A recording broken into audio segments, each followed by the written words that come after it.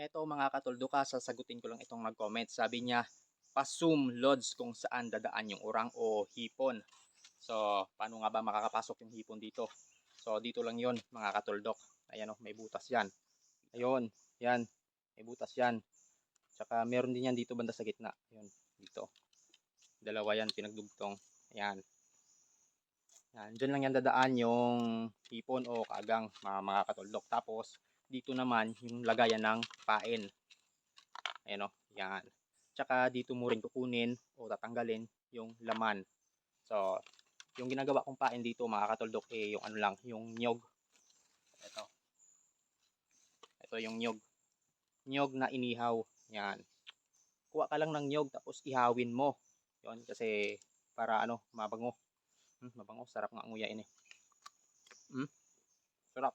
Lalo na yung hipon o yung kagang. Sarap. Lagay mo lang yan dito oh. Yan. Dito. Lagay mo lang yan dyan. Yan na.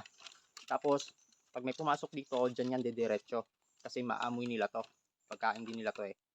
So yan. Tsaka ipapakita ko rin kung paano to ikabit o ilagay sa sapa.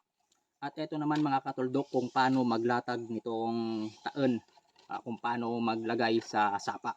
So, kung napapansin nyo, yung tubig papunta doon. Siyempre sa baba.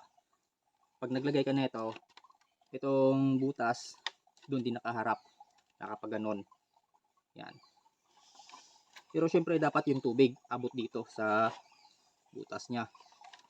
Kaya mas maganda nga pag sakto talaga yung tubig. Ganyan. Yung dito talaga yung tubig sa taas. Yan.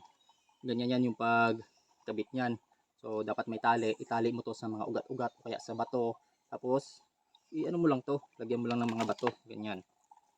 Yan. Lagyan mo ng dahon. Yan bang ano ng tanda. Bahala ka. Basta matakpan lang yan.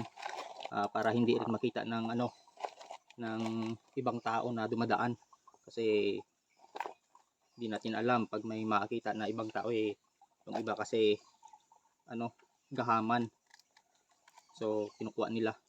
So ganyan yung pagkabit niyan mga katuldok. Hindi mo pwedeng ikabit yan ng pag ganito na doon nakaharap nakasalubong. Yan, hindi pwedeng ganyan kasi pag ganyan mapapasukan dito ng dahon, matatakpan yung butas, so walang makakapasok na hipon dyan o kagang. So ayun, sana nakatulong. Huwag lang kalimutang mag-react, mag-comment at i-share itong video na to.